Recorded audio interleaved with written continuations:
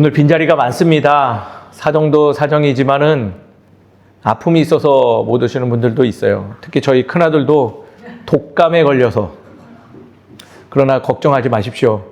어저께 병원에서 링게를 맞더니 해맑아졌어요. 지금 너무 행복하대요. 교회도 안 오고 학교도 수요일까지 안 간다고 너무 행복해하는 표정으로 컴퓨터 앉아있을 아들을 생각하니 절로 기도가 나옵니다. 한 번쯤은 우리의 주변을 살피면서 나뿐만 아니라 주변의 분들, 주변의 영혼들을 놓고 기도하시는 우리 모두가 되길 간절히 소망합니다. 왜냐하면 하나님은 우리만 구원하시는 것이 아니라 모든 이들이 죽게 돌아오기를 지금 이 순간에도 기다리기 때문이죠. 그래서 말로 강요하기보다는 삶으로 나와 같은 삶을 살기를 소망한다고 보여주셨으면 좋겠습니다. 그것이 신앙 아닐까요? 저도 그러고자 합니다. 우리 함께 그것을 노력하여 주의 놀라우신 그 사랑을 우리 삶 속에서 드러내는 우리 모두가 되기를 간절히 소망합니다. 말씀을 전하죠. 우리의 인생은요, 종종 바로 이것과도 흡사하다고 말합니다. 무엇일까요? 바로 항해를 비슷하다 하죠. 왜냐하면 넓은 바다에서 마주하는 파도가 우리의 삶에서 밀려오는 고난의 무게와 크기가 매우 비슷하고 우리의 아픔들을 표현하기에 부족함이 없기 때문이죠. 그래서 그런지 제가 종종 장례식장에서 장례를 집도할 때 꼭 말씀 가운데 이 이야기를 합니다.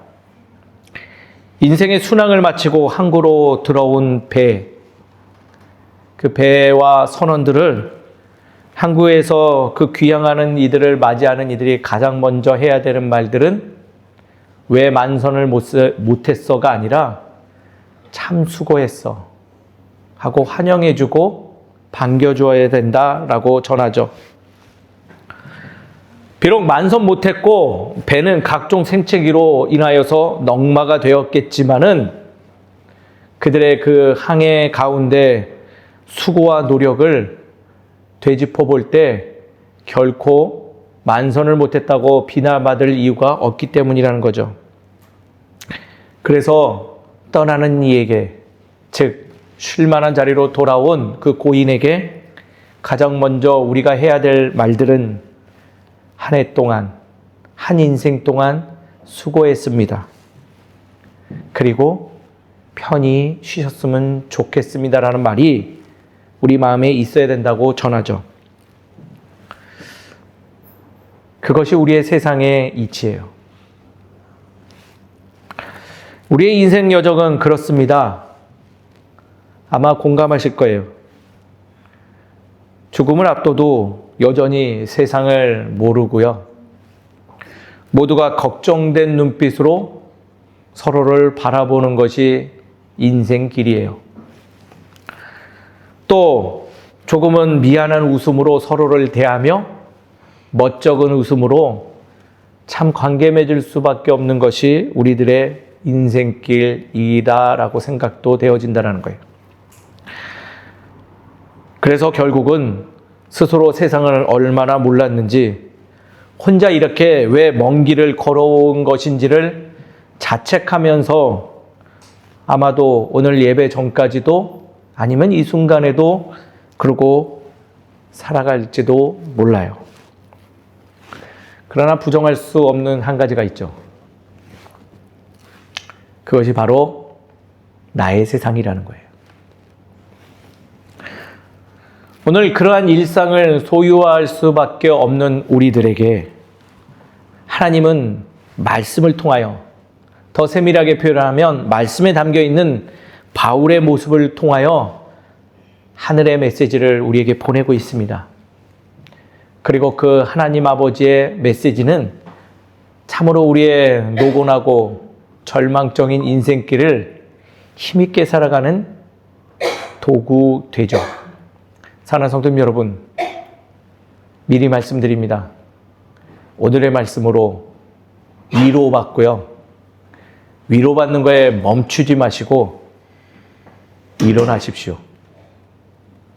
그리고 힘내어 발을 내딛어 다시 주의 그 향한 여정을 시작해 나가십시오.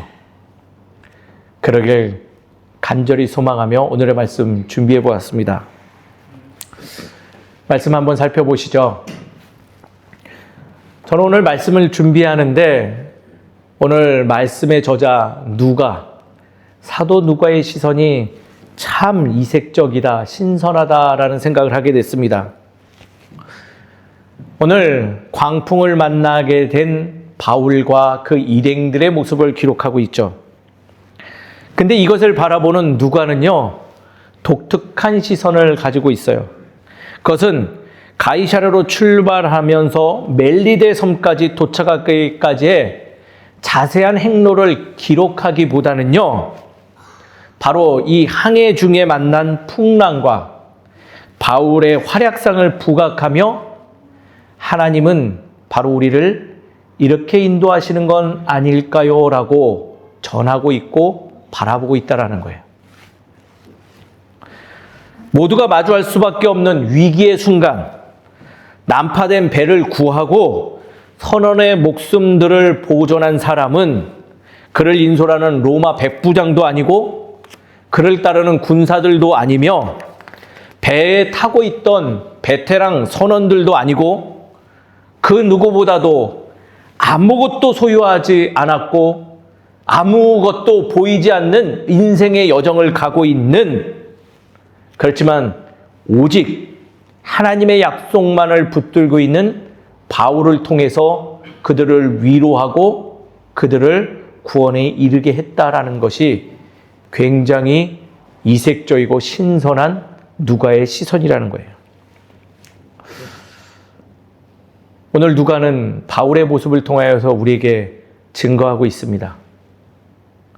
당신의 인생에도 얼마든지 유라굴로 같은 광풍이 몰아칩니다.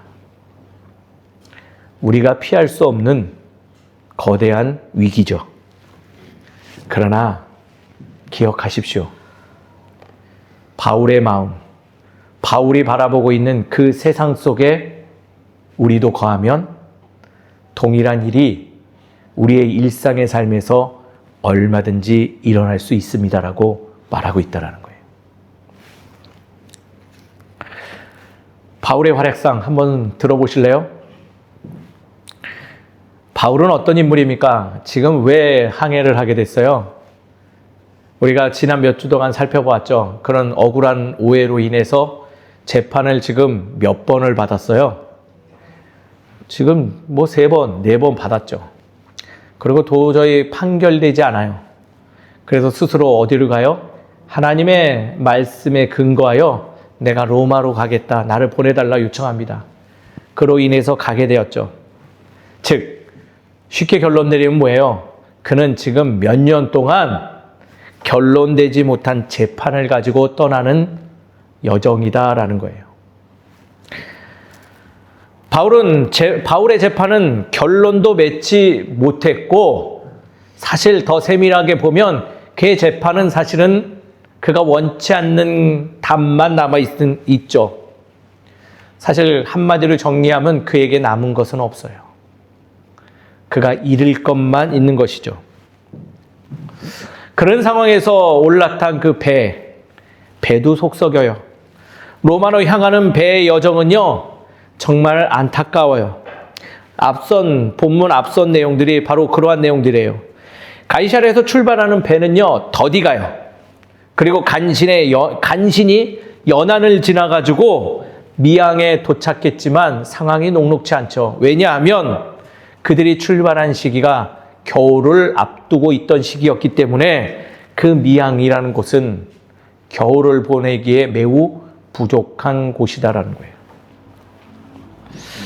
지금 앞에는 매서운 겨울이 기다리고 있어요.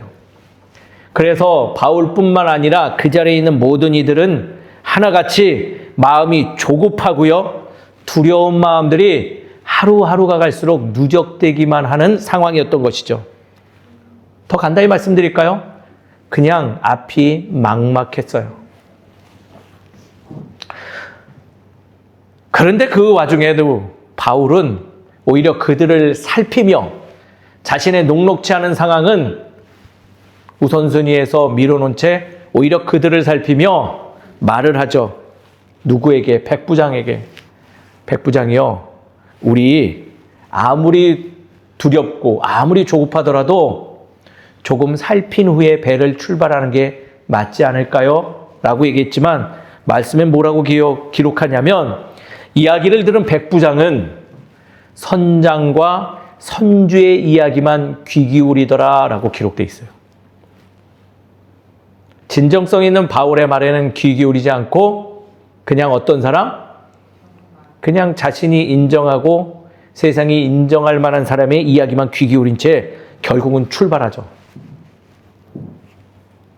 출발하자마자 벌어진 일이 오늘 본문 내용이에요. 무엇을 만났대요? 유라굴로라라는 광풍을 마주하게 됩니다. 피해가 만만치 않아요. 배가 밀려버려서 조종할 수 없는 상태가 됐어요. 망망대해에서 내가 가야 할 길을 잃어버린 채 그냥 물길에 따라서 흘러가는 상황을 맞이한 거예요.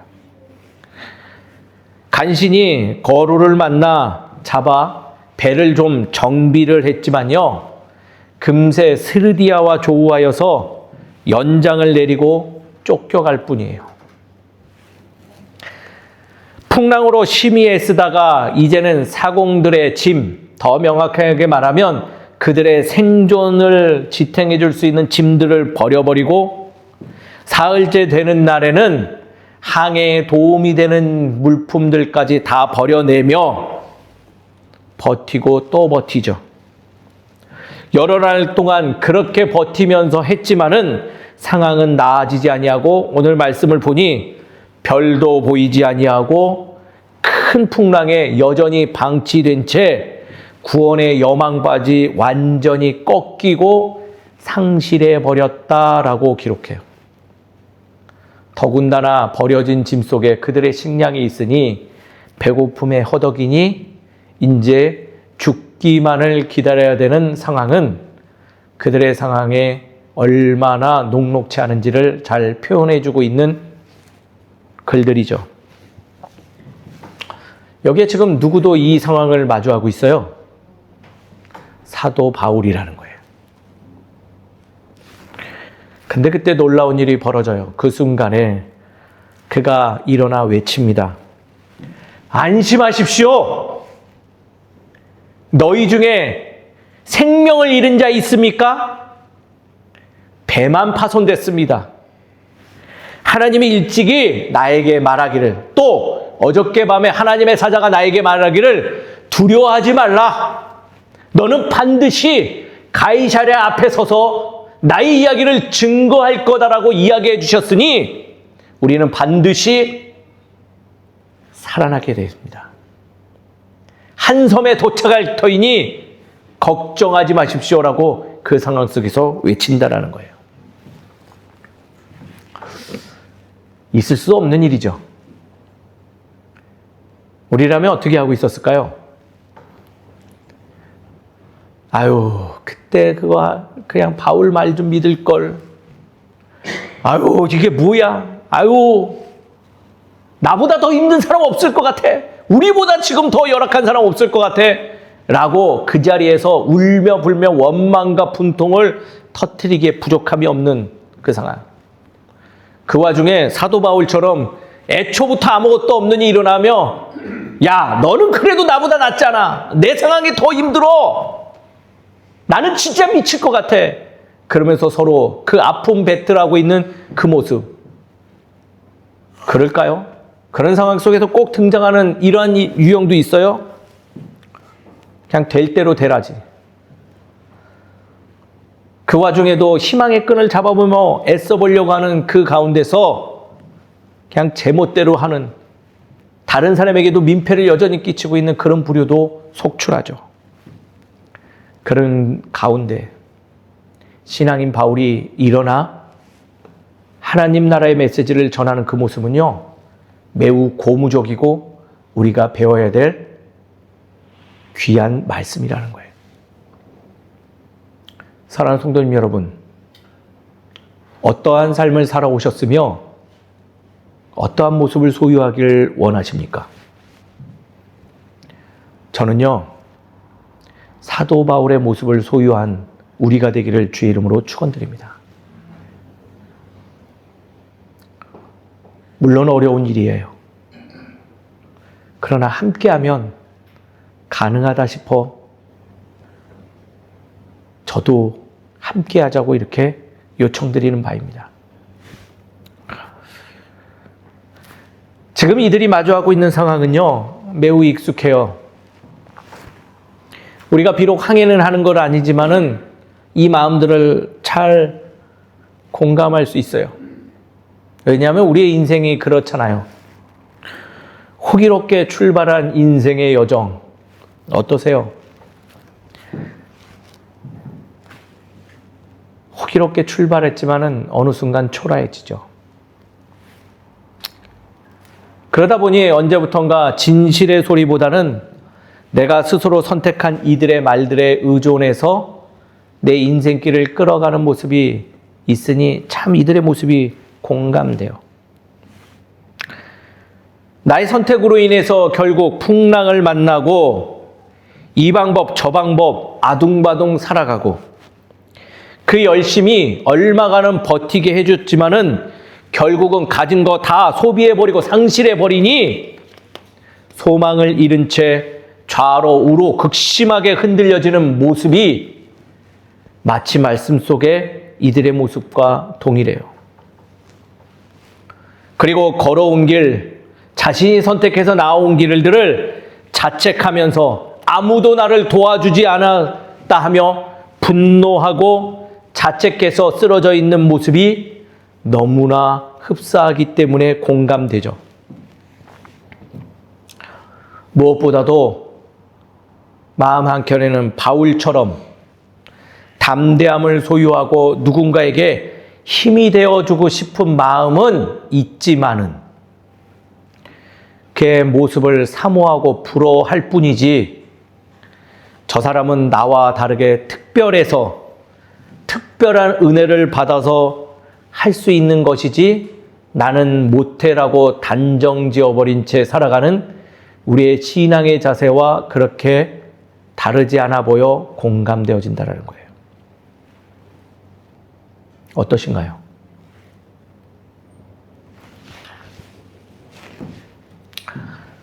그러나 이것은 우리의 착각이요 오해예요. 놀라운 것은요, 오늘의 말씀에 놀라우신 하나님의 은혜와 위로가 있음을 우린 기억해야 돼요. 사랑하는 성도님 여러분, 오늘 본문 말씀에 기억되는 단어가 무엇인가요? 한번 말씀해 보시죠. 보이는 단어가 뭐예요? 혹시 이거 아닌가요? 네 글자. 유라굴로. 이것만 기억하시나요? 많은 분들이 오늘 본문 광풍을 만난 사도 바울의 이야기를 거론하면요, 광풍밖에 기억 안 해요. 유라굴로. 근데 오늘의 말씀은요, 하나님의 위로의 손길이 담겨져 있는 중요한 두 단어가 더 있어요. 따라하겠습니다. 거루, 스르디스. 유로와 굴로와 더불어서 되게 중요한 명칭이에요. 바울과 함께 타고 있는 모든 이들은요, 생명에 아무런 손상이 일어나지 않았는데 그것은 왜 그러냐? 바로 거루와 스르디스의 존재 때문이에요. 뭔지 아세요, 이게? 읽어보셨죠? 한 번쯤은 접해보셨죠? 거루가 뭘까요? 거루. 몰라요. 스르디스는 그럼 뭔가요? 몰라요. 모르니 말씀이 이해가 안 되는 거예요. 거루는요, 크레타 남쪽의 작은 섬 지역을 거루라고 말해요. 거루. 지명이에요, 지명. 즉, 이곳은요, 크레타의 섬 남쪽인지라 이 크레타 섬이 바람을 막아줘서 광풍을 가로막아줘서 정비할 수 있는 시간을 벌 수 있는 지역이에요. 그래서 말씀은 기록하고 있죠. 이곳에서 바울의 일행이 거룻배를 끌어올리는 일, 줄을 끌어당기고 배를 정비하는 일을 했다라고 기록하죠. 어떤 의미일까요? 폭풍 속에서도요, 하나님께서는 우리에게 피난처를 제공하고 계신다라는 거예요. 스르디스는 그건 뭘까요? 스르디스도요, 리비아 지역의 넓은 해안가의 지명이에요. 모래톱이죠. 모래톱이 뭘까요? 물어보면 또 몰라요. 낮은 해안이라고 말씀드리면 좀 이해가 되실 거예요. 넓은 모래톱이 있고 얇은 바다로 되어 있어서 배가 쉽게 자초되기 때문에 그때 배는 어떻게 해야 돼요? 바깥쪽으로 더 가려고 하고, 즉 그곳으로 떠밀려 가지 아니하도록 조절하는 구간이 바로 스르디스 구간이에요. 뭐 해야 돼요? 정비한 배를 막연히 흘러가게 유의자적 끌려가지 않도록 내가 깨어서 그것을 조절하는 지역이 바로 스르디스죠. 누가의 시선은요, 풍랑은 우리의 삶에서 끊임없이 밀려오는데, 하지만 기억해라, 거루와 스르디스를 우리에게 제공하시는 하나님의 손길이 있다라고 말하는 거예요. 거루, 너희들이 숨 쉴 곳을 예비하였다? 신앙적으로 말하면 너희의 예배 처소가 바로 그곳이다. 또한 스르디스도 너희에게 허락하였다? 다른 것에 이끌리지 않도록 몸부림칠 수 있는 지혜를 너희에게 허락했다. 너의 삶의 자리를 보아라. 신앙의 공동체를 바라보아라. 그곳에서 얼마든지 몸부림칠 수 있는 요소들이 넘쳐나니 그것을 기억하라 라고 이야기하고 있는 거예요. 마지막, 그것을 명확하게 분별하는 이가 바로 사도 바울인데, 바로 내가 그 예배자요 신앙인이 될 때 너와 함께하는 이들이 생명을 취하는 놀라운 일이 벌어짐을 말씀을 통해서 증거하고 있다는 거예요. 하나님은 우리에게 세상을 허락하셨어요. 공평하신 하나님이에요. 그 세상 속에서 우리를 방치하신 게 아니라 생명을 살리기 위해 은밀하게 거루와 스르디스를 이용하여 우리를 이끌어 가지고 계신 거예요. 분별력 있는 한 사람을 통하여 그것을 기억하는 이들을 사용하여 위로와 회복을 허락하시고, 우리가 이 사건을 기억할 때 이 거룩한 사건으로 변화되어 반드시 하나님의 나라에 도달할 수 있음을 지금 누가는 사도 바울의 이 여정을 통해서 우리에게 증거하고 있는 거예요. 그리고 말하기를, 그것이 바로 우리들의 세상입니다라고 말하고 있다라는 거예요. 사랑하는 성도님 여러분,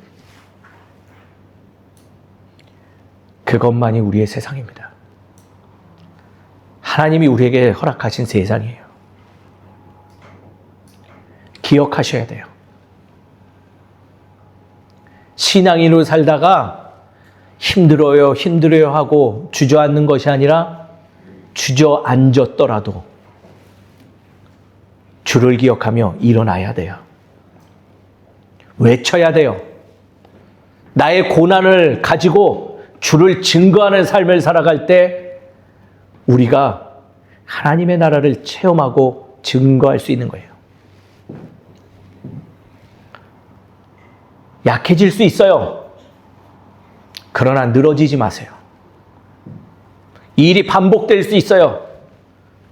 익숙하다고 자만하지 마세요. 하나님은 우리가 거루와 스르디스 사이에서 광풍과 마주하며 주의 나라로 갈 수 있도록 지금 이 순간에도 돕고 계심을 기억하며 우리의 세상을 더 주님 기뻐하시는 온전한 삶으로 변화시키는 우리 되어야 될 줄을 믿습니다. 그럼 오늘의 말씀을 적용하여 우리는 어떠한 삶을 소유해야 될까요? 첫 번째, 그 거루에 힌트가 있어요. 제가 과거 일을 할 때 휴게소를 참 많이 들렸습니다. 휴게소 화장실에서 그래서 많은 문구들을 보게 되는데, 여자 화장실에도 있는지는 모르겠는데 남자 화장실은요 꼭 그 소변기 앞에 문구가 있어요. 여자 화장실도 있나요? 있나요? 제가 그래서 인상이 깊은 문구가 있는데 늘 제가 힘들 때마다 외치는 거죠. 멈출 때 멈추지 아니하면 강제로 멈추게 됩니다. 라는 글이에요. 삶의 숨과 쉼의 가치를 설명하는 그런 문장이겠죠. 성도님들께 묻고 싶어요. 잘 쉬고 계십니까? 숨 쉬고 계세요? 그러면 이렇게 말씀드리면 공감하실지 모르겠는데요. 신앙인으로서 잘 예배 드리고 계신가요? 이건 어떠신지요? 예배가 숨 쉬는 시간이 되십니까? 아니면 이 시간이 매우 지루하고 힘이 드십니까?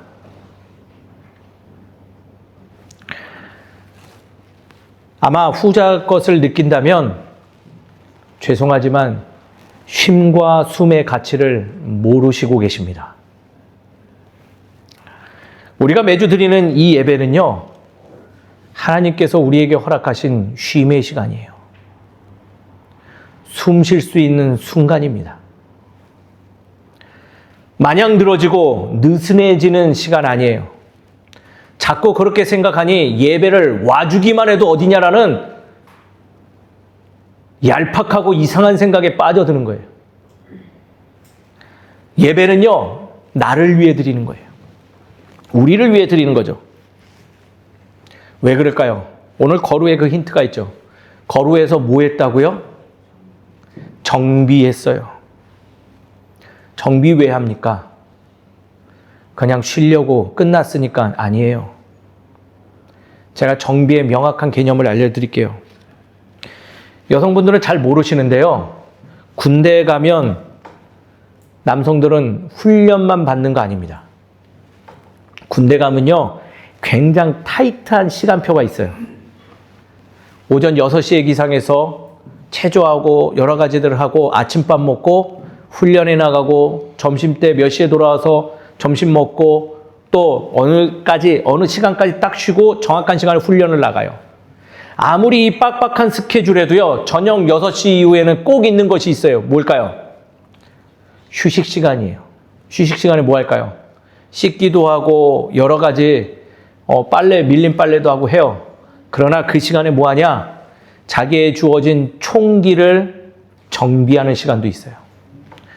자신이 전투에 나갈 때 가지고 갈 물품들을 정비할 시간을 갖죠. 그 시간이 뭐라고요? 휴식 시간이에요. 놀라운 것은요, 그 휴식 시간이 있음으로 인해서 다음 대비 때 가져갈 물품을 차질 없이 가지고 나가요. 96년도인가요? 무장공비가 동해안으로 왔을 때 제가 출동을 했어요. 총격전이 일어나고 그들 가운데서 그 총격전 가운데 죽어간 동료들도 있었죠. 그때 저는 왜 살 수 있었을까요? 제가 가져간 물품들이 평소에 정비했던 이유로 한 번도 그 기간 동안 문제를 일으킨 적이 없기 때문이에요. 예배는요, 쉼을 통하여 다음을 준비하는 거룩한 시간이에요. 내 한 주를 준비하는 시간인 거예요. 그렇기 때문에 예배에서 회복의 시간이 일어나며 위로의 사건이 일어나는 거예요. 사랑하는 성도 여러분, 온전한 숨과 쉼을 소유하는 우리 모두가 되길 주의 이름으로 축원드립니다. 그냥 주일마다 오니까 오는 것이 아니에요. 숨 쉬러 오시는 거예요. 정비하러 오시는 거예요. 정비하러 오세요. 두 번째입니다. 스르디스에서 두 번째 힌트를 가져요. 전 스르디스를 이렇게 소개하고 싶어요. 따라하겠습니다. 의도적, 노력. 사도행전의 또 다른 주제, 사도행전은 신앙 초대교회 부흥과 성장 과정을 이야기하는 문서임에도 불구하고 또 하나의 주제가 있어요. 그것은 바로 신앙의 몸부림이 있었다라는 거예요. 쉽게 표현할까요? 교회가, 신앙 공동체가 성숙해지는데 그냥 가만히 있었더니 성숙되어진 게 아니라 몸부림했다라는 거예요. 의도를 가지고 노력했다라는 거예요. 삶에서는 유라굴로 같은 광풍 얼마든지 만납니다. 이건 일상이에요. 또 스르디스, 즉 침몰할 수 있는 자리로 얼마든지 우리가 이끌려 가기도 하죠. 나의 생명을 한순간에 앗아가는 광풍도 위험하지만요, 나를 서서히 침몰시키고 매몰시키는 순간이 곳곳에 있는 것이 더 위험하다라는 경고의 이야기도 된다라는 거예요. 그럴 때 누가는 우리에게 이야기하고 있어요. 스르디스 지역에서의 선원들 모습을 기억할 것을. 자신의 생명과 비교하여 생명의 일에 관계하여 불필요한 것들을 내려놓는 결단이 있어야 된다라고 말하고 있는 거죠. 신앙에서 우리가 잘 알고 있는 단어, 내려놓음이 바로 여기서 파생되는 거예요. 신앙 공동체는 이것을 실천하기에 가장 완성된 공동체입니다. 서로가 서로의 생명을 지켜주고 죽음의 자리에서 구원의 자리로 인도할 수 있도록 의도성을 가지고 책임을 다해야 되는 자리이기 때문이에요. 그래요. 그래서 요구되는 게 신앙의 공적 책임이죠. 몸부림으로 기회를 취해야 된다는 거예요. 이거는 목회자인 저도 자유롭지 않은 거죠. 서로가 서로를 위해서 의도성을 가지고 바른 신앙을 소유하고자 애써야 된다는 거죠. 저는 목사입니다. 성도들이 있기에 오늘도 목사로 설 수 있는 거예요. 목사로서 편법과 도덕적 윤리를 지키고자 하는 것은 나로 인해서 주의 영광이 가리우지 않도록 하는 책임감이 있기 때문이죠. 조절해야 돼요. 무엇을? 나의 삶의 자세를.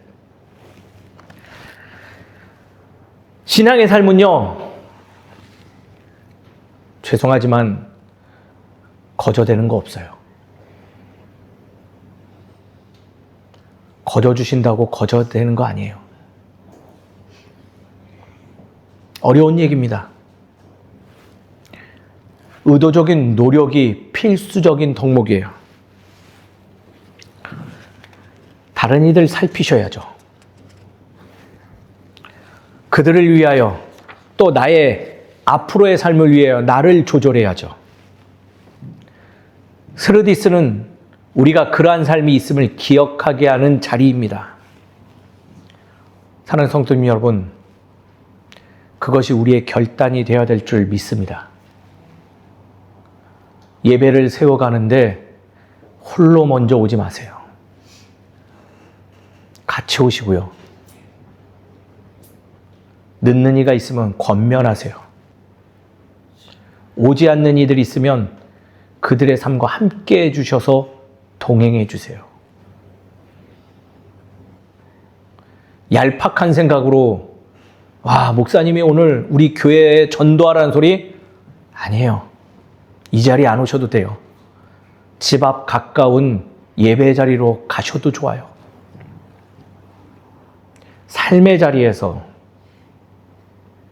공적 책임감을 가지고 신앙에 임하는 우리 모두가 되기를 주의 이름으로 축원드립니다. 부끄러워도 우리가 회개하고 나아가야 될 모습입니다. 마지막 세 번째 적용은요, 성숙한 삶을 위하여 노력하셔야 된다는 거예요. 앞선 거와 연계되는 거죠. 저는 이것을 이렇게 표현하고 싶어요. 조금 더 나은 의를 추구하는 삶. 조금만 더. 대단한 거 아니라 조금만 더. 오늘 다시 등장하는 참 위로의 말씀이 있죠. 바로 바울의 외침에 나와요. 24절에. 두려워하지 말라. 내가 가이사 앞에 서야 하겠다. 벨릭스 왕 앞에서 하나님께 받은 언약을 고백하는 바울의 고백이 오늘도 다시 이어져요. 즉, 지금 위기의 상황이 분명히 내 현실 가운데 있지만은 그것을 넘어선 하나님의 약속이 있기에 나는 오늘도 내 삶 속에서 타협하지 않음을 보여주고 있는 놀라운 바울의 모습이죠. 우리는 종종 하나님을 향한 이상한 오해를 하고 있는 것 같아요. 하나님의 말씀에 대해서도 그래서 왜곡된 신앙으로 바라보죠. 바로 이 부분이에요. 내게 필요한 것을 더해 주시고 만들어 주시는 분, 그분이 하나님. 이 의식이 좀 더 발전하면 당연히 나에게 이것을 줘야 되는 하나님. 저는 그것을 조금은 이 결의 차이를 느끼실지 모르겠지만 조금은 다르게 생각해 주셨으면 좋겠어요. 하나님은 이렇게 인식하시죠. 어떠한 상황에서도 나의 모든 것이 가장 내게 합당한 것으로 만들어주시는 하나님으로. 거저 만들어서 주시는 게 아니라 내 상황을 나에게 가장 유익한 곳으로 변화시켜 주시는 분이라고 인식하는 게 더 말씀의 취지와 맞다 생각되어집니다. 그것을 구별할 수 있는 이가 성숙한 신앙의 삶을 소유한 이라는 거예요. 약한 것, 모자란 것, 무익한 것, 그 모든 것들이 다 나의 삶의 최고의 것으로, 가장 합당한 것으로 변화시켜 주시는 분이 하나님이라는 거예요. 제가 이 말씀을 왜 드리냐? 사도 바울의 모습 속에 이러한 결의가 보여요. 내가 살아온 연약한 인생의 여정에 나는 후회 없다. 내가 이루어 놓은 것이 비록 미비하여도 그것마저도 앞으로 도래할 하나님의 약속의 열매에 비하면 아무것도 아니다. 은혜다 오히려. 내가 주를 굳건히 믿고 있기 때문에 지금 사람들이 볼 때 부족하고 초라한 삶이라 할지라도 지금 이 세상은 나에게 가장 완전한 하나님 나라다라고 고백하는 바울의 모습이 엿보인다는 거예요. 사도 바울은요, 완전하지는 못한 자였어요. 부족한 거 많았죠. 허점도 많았어요. 근데 그는 그 연약함과 허점들을 내어버리지 아니하고 그것마저도 하나님께서 내게 주신 은혜다라고 고백하는 모습이 바로 그렇다라는 거예요. 주어진 삶 만족하세요? 지금 겪고 있는 상황이 화가 나세요? 하나님을 기억하면요, 그것마저도 은혜될 줄 믿습니다. 때로는 살다 보면 내가 싫은 내 모습이 있어요. 그거 없어져 버렸으면 좋겠어요. 없어지던가요? 없어지세요? 안 없어져요. 왜요? 그것도 나예요. 내가 살아온 여정 속에 후회되는 거 많으시죠? 선택한 것들 참 불편한 거 많으시죠? 맞아요. 근데 이렇게 생각해 보시죠.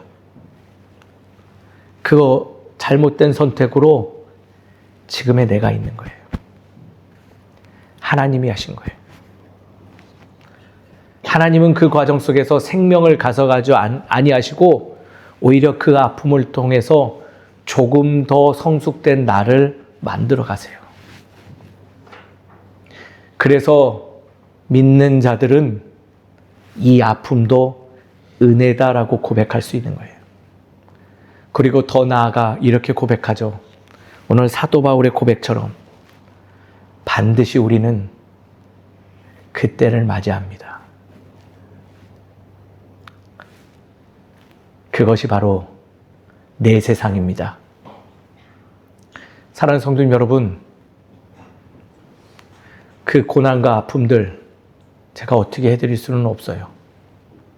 그러나 우리 함께 주를 믿으며 기다리시죠. 성숙함으로 조금 이 상황들을 받아들이시죠. 그러면요, 반드시 주님이 약속하신 그때로 인도하실 줄 믿습니다. 그것이 바로 신앙의 성숙이에요. 말씀을 마치죠. 오늘 말씀을 준비하는데요, 먼저 저에게 다가온 이 한 주간의 어려움들이 있었어요. 나는 나이 50에 내 친구들하고 비교했을 때 왜 이렇게 이뤄놓은 게 없을까? 왜 이렇게 어그러지고 잘못된 선택들만 많았을까? 그런 인간적인 생각도 많이 밀려왔죠. 그리고 그 현실을 부정하고 싶지는 않아요. 그런데 대중가수의 한 가사말을 통해서 뭔가 하나님의 은혜를 기억하게 됐어요. 후회도 많고 어려움도 있지만 그것만이 내 세상. 하나님이 허락하신 나의 세상. 그래서 내가 비록 가진 것 없지만 오늘도 당당히 여러분 앞에 설 수 있는 용기를 소유하고 그 나라로 함께 가자 권면할 수 있는 아직은 의식을 가진 목회자로 설 수 있음을 깨닫게 됩니다. 그래서 고백합니다. 하나님이 허락하신 그 세상을 여러분들에게 소개합니다. 함께 가시죠.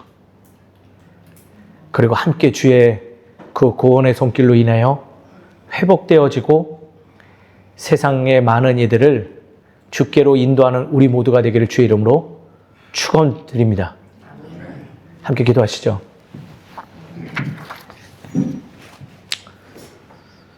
아버지 하나님, 우리의 인생의 여정들 참 부끄러운 거 많습니다. 참 연약한 것도 많았습니다. 광풍도 많이 맞아 이리저리 흔들리다 좌초된 경우도 많았습니다. 그래도 주님, 사도 바울처럼 주께서 우리에게 행하신 그 언약들 기억합니다.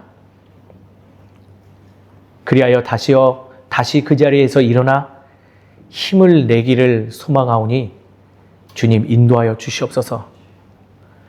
무엇보다도 다시금 말씀을 통하여서 주님 나와 함께 하시며 지금 내게 어려운 상황 속에서도 나의 가장 최적의 것을 제시하고 계시는 하나님이 있음을 기억합니다.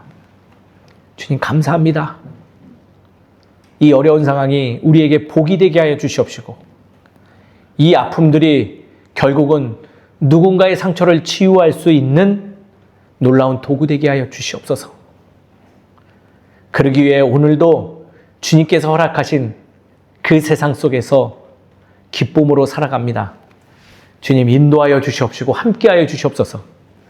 그리하여 우리가 함께 주의 나라를 이루며 우리의 삶의 자리 모두가 합쳐져 우리의 이 터전이 주의 나라로 선포되어질 수 있도록 주님 허락하여 주시옵소서. 이것을 반드시 주께서 인도하시며 우리에게 약속하신 그날을 보여주실 믿사옵고 사랑이 많으신 예수 그리스도의 이름으로 기도드립니다. 아멘.